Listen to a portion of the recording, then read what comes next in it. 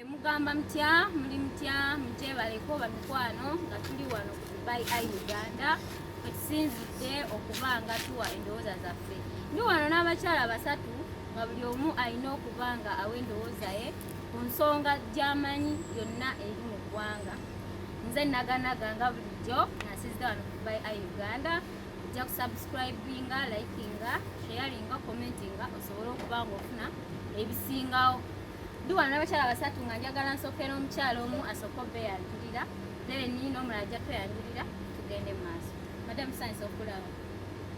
Nange okubasinkana bamikwano nsanyuse nnyo okubeera ku platform eno era mbeeraniriza mwena gye muli abalabi yonna yena mbakoola mu gye mututeese ffenna tubaniriza era nange nsanyuse nnyo okubanga nonkyazizza nebaza Katonda era nga kategori emwengwa nti nze ngwa mu bulokole mwena abalokole gye muli mbalamusizzaako nti Yesu waffe omulungi yeebazibwe nnyo atusobozesezza okuba abalamu. Amiina. Amannya go tetugategedde. Amannya gange nze Sarah Zion nga nsinzidde ku Soldiers of Christ Ministry eri wano mu Dubai Okubanias emabega wa Baroda Bank. Okay. Madamu omulala tusaba tweyanjulireko abalabi baffe bakumanye. Amannya gange nga bulijjo Dr. Aisha Mugisha. Okay. Nga tugenze mu maaso Madamu Sarah otugambye oli mukyala mulokole. Mu ggwanga lyaffe Uganda twavibwako omugezi Kato Lubwama emabega kaawe ebbanga lyetolodde ng'ate yalaama okumuziika kuyisaawo wiiki nambere wiiki namba yonna abantu badde bakulumbaga. Twagenda olabe babegakawo nga bagamba alina okusabibwa Namirembe ate twazzeemu olaba agenda kusabibwa St. Matia Mulumba twagenza olaba ate nga abantu bagambye okukolaki okumusabira.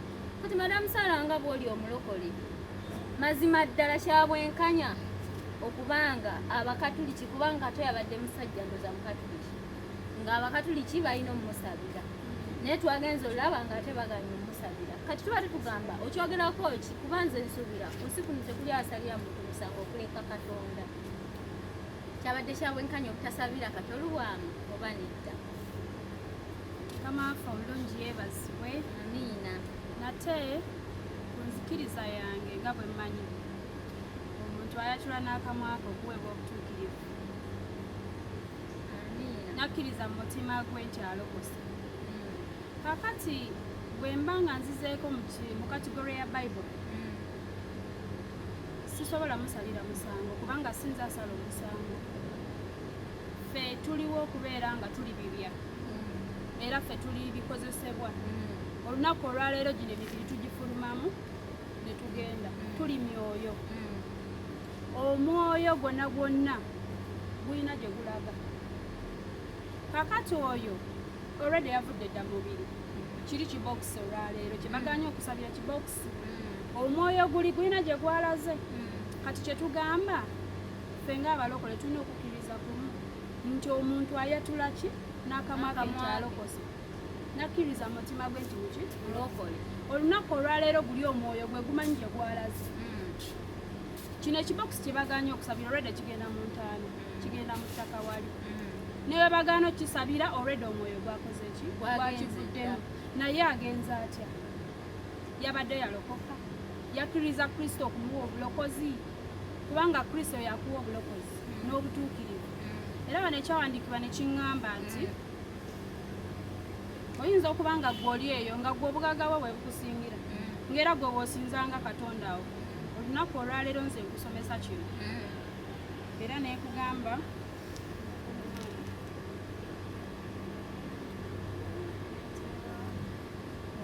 nga tukyali mu kyawandiikibwa nga Madamu Sarah bwakinoonya. Ninawo ne mukyala Aisha naye abadde alina ku ndowooza endowooza tekyabadde kyavunaanyizibwa obutasabira mugenzi Kato Lubwama. Twalabye nga baganya omusabira. Madamu Aisha okyogerako ki nti kituufu kuba baganya omusabira lwa nsonga bagamba yabadde musamize.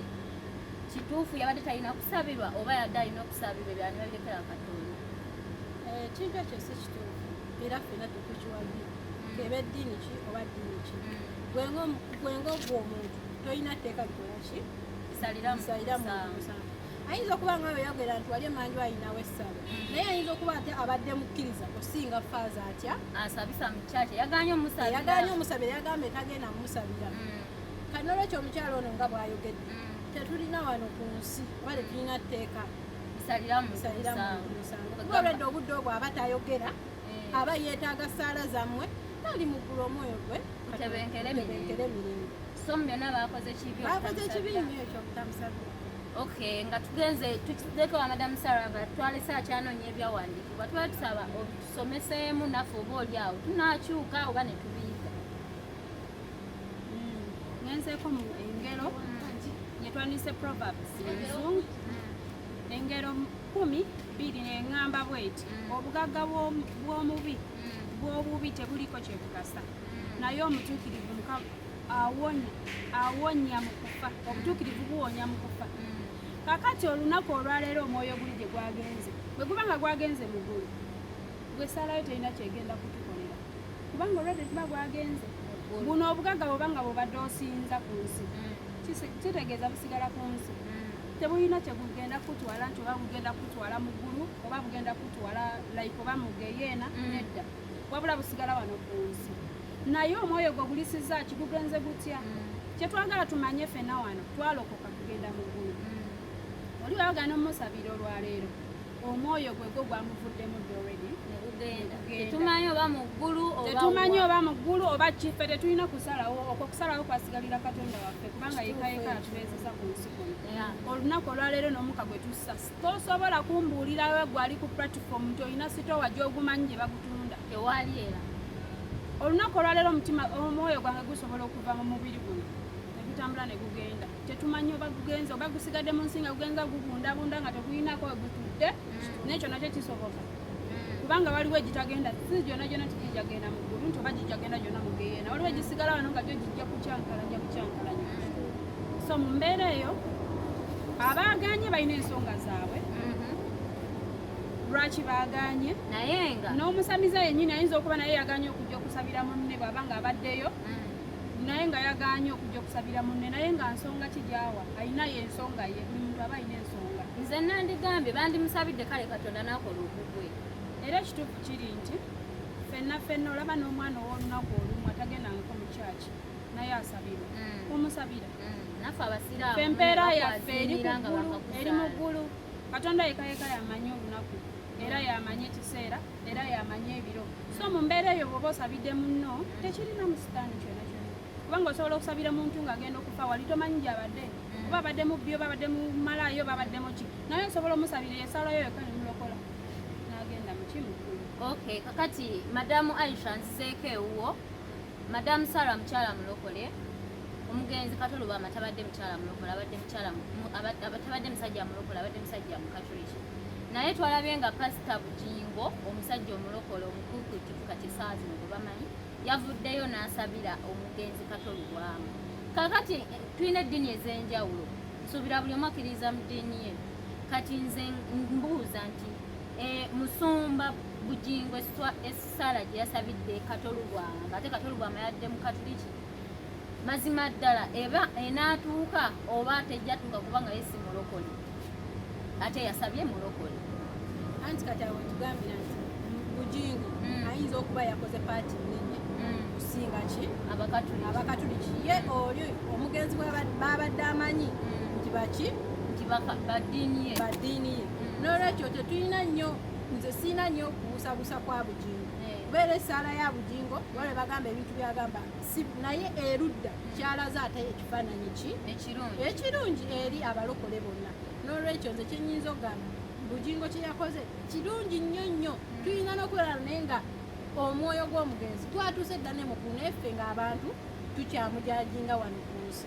n'olwekyo ndaba essaala ya Bujingo nnungi nnyo kye yakoze yadde mu bantu bonna abatudde awo abali obudde buno totumala saala zirabiza musabira oba zirabina musabira naye ze ntono eziri mu kusabirwa ayinza okuba yatuuse naddawa twalabye ne Pastor Bugeme nga naye avuddeyo n'amusabira ate nga naye musajja mulokole anti ekyo kirina we kitadde abalokole fe abamu kye tutaalabye ate kati eno eddiini eyaganya osabira omwoyo gw'omugenzi ate yeetidde ddala wansi osanga abantu bazibuse ki amaaso n'okuwulira bakola ki bawulidde.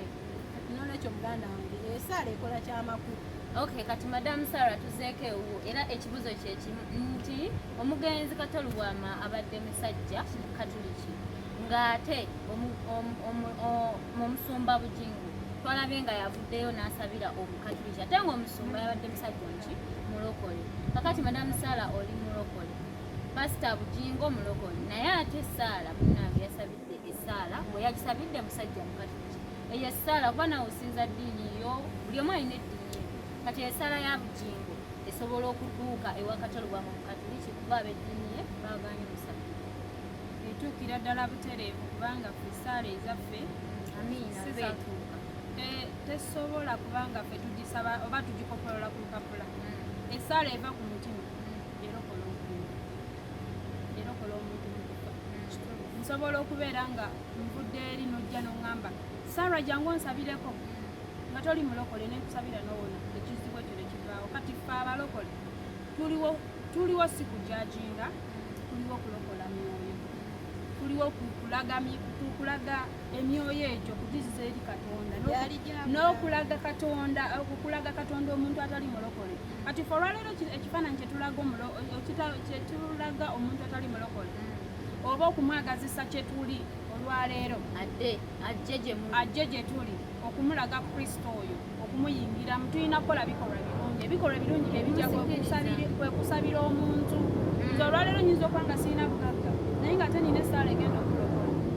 Ekyawandiikibwa wano ne kiŋŋamba nti newankubadde nga ntambulira wakati mu nnaku olinzuukiza, oligolola omukono gwo ku busungu obw'abalabe bange. Kati ntya nyinza okuba nga olunaku olwaleero ndi wano nga njajinga Aisha ngera Aisha entambula ze sizaagala, naye Aisha bwe ntuula ku makya ne ŋŋamba nti nze ngenze kwegayirira Aisha ave mu ekyo ekikolwa, nga Aisha simugambye nti Aisha ava mu kikolwa, nga Aisha sikimugambye naye nga musabira busabizi. Okimanyi nti kirokola Aisha n'akivaamu, kirokola omwoyo gwe era Aisha agenda okulaba nga atandise okukyawa ekibi n'akyuka. Kati ffe tuliwo kukyuka kuzza bantu eri Kristo, so si ffe kubeera nga tujajinga bantu. Tulina kudda eri Kristo ne Kristo kudda eri ffe. So mu mbeera ng'eyo essaala yonna etuuka gwe kasita okkiriza n'omutima gwo n'omanya nti ansabidde kigenda kukola ekyo kyokka ky'oba oyogedde n'omutima gwo kyegukkiriza era ky'oba ogenda. Kati mu byonna Madamu Sarah ffenna era nsigala ndi ku ddiini lwansonga nti buli omu alina eddiini gy'asinza ate erina ebiragiro byayo. Kato Lubwama yabadde musajja Mukatuliki, yabadde Mukatuliki naye ng'ate buli ddiini erina ebyayo. Obusiraamu bugamba nti omuntu waafa tasula singa aba afudde nga wakyabulayo essaawa ezokola ki ez'omumuziika. Naye ate Kato Lubwama yalaama wiiki nnamba mu byonna kijja kitya nti bano Abakatuliki abaaganye osabira Kato Lubwama nabo Bakatuliki balina eddiini yaabwe, naye n'okulaama kuno ndowooza kwa buwangwa wemba seerabidde okukola ekiraamu kya buwangwa. Kato Lubwama yalaama wiiki nga bamukungubagira, kyokka Abakatuliki abasinga ab'eddiini ye bakitadde mu nkola ne bakikola ne bagamba waayi yakola ki yakyogera. Kati lwaki baaganye omumusabira ate nga bagamba musamize ate nga n'ekyokulaama okumala wiiki nakyo kya buwangwa ekitegeera. Kati mu ddiini yammwe kyo kikkirizibwa nti omuntu asobola olaama oba okukola ekiraamu okuba ebiramu bya buwangwa okumala ebbanga eryo lyonna nga tannazikibwa ate ne mugaana omumusabira okuba alaamye akozeeko. Ekyokulaama kya buntu tekiri mu Bayibuli, kya buwangwa. Kiyinza okuba kya buwangwa kubanga nze simanyi nnyo buwangwa kyebwogera. Kiyinza okuba nga kya buwangwa naye nga baaba obuwangwa bakibuuza. Naye kati kisinziira omuntu okwagala kwe kuli luddawa, okwagala kwe kuli mu ki? Kiyinzibwa okuba nga ye okwagala kwe kuli mu mizimu, kuli mu bugagga. Ekiro ekyawandiikibwa kye nasoose okusoma nti obugagga bw'omuntu bulina kye bugasa. Bwe kasita oba nga olina ky'obadde otwala nga kakatonda bwe kitegeeza kyosinza kitegeeza kyosinza katonda oba wamuggyako dda ebigere obanga wamuggyako dda amaaso n'ogamba katonda wanjjako amaaso nange kankugyeko eriiso nange ntambule bwenti nga bwe njagala kitegeeza okukwali kwagala kwe so si kwagala kwaki kwa ddiini Madam Aisha ndi kusaidiyo gw'okyogerako kinga bwe nkugambye nti Kato Lubwama yalaama okumukungubagira wiki nnamba ate baaganye omusabira nti yali musamize kyokka n'okulaama kyaka kya buwangu eddiini yo gwe ekikkiriza nze sijja kugamba nti oba ekyokulaama kya buwangu nze nsuubira si kya buwangu kiba kintu like ng'omuntu onooberawo n'ogamba ngenda kulambira Jordani bwekiti ne bwekiti si bwe kiri naye nga si kyabwanga nti kyateeka era terina eddiini ekikkiriza ekyo teriiyo kiri kiba kyaki kiringa kya butonde okitegeera n'olwekyo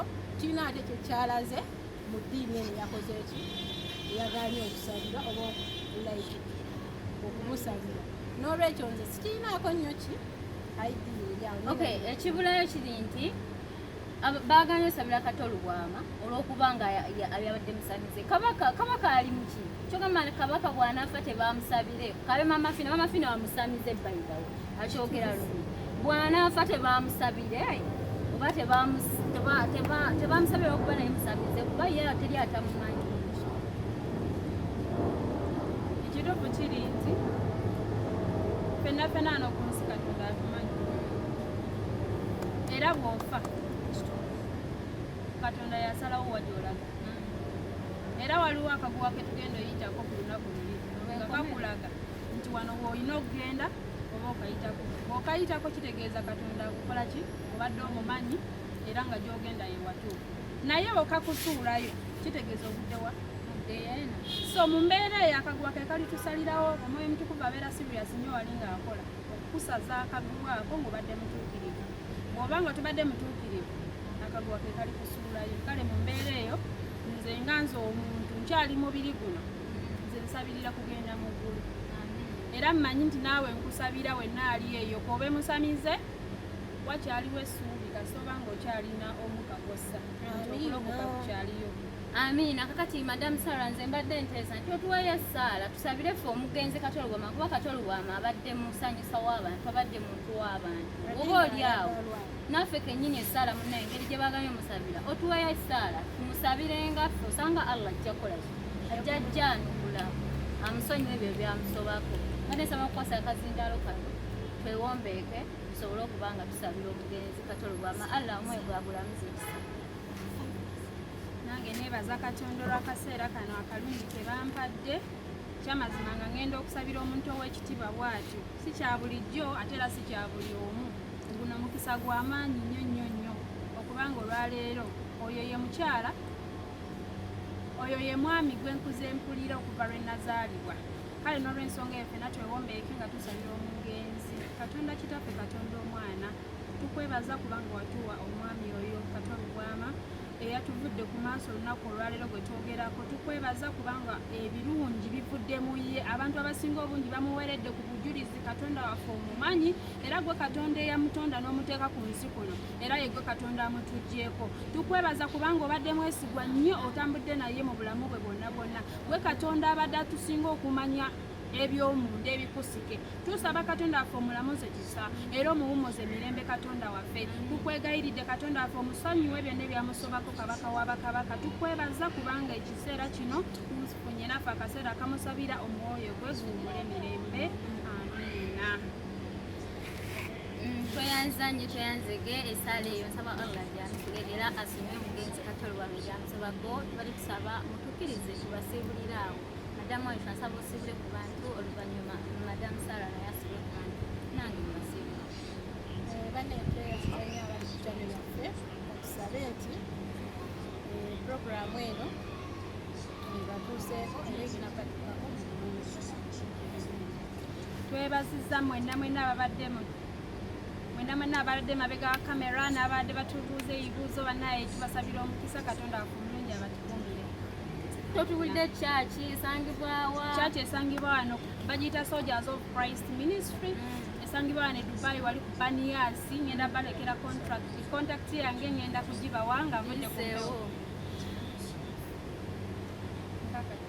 Okay, tuyanze gawadde by Eye Uganda. Usigadde nze naganaga omukwati. Mukwano webale kwekumira ku by Eye. Oyagalanga naffe genda mu comment section commenting ate kawe namba yo tujja banga sobola okutunga. Subscribing, liking, sharing. Thank you so much. Mwelaba.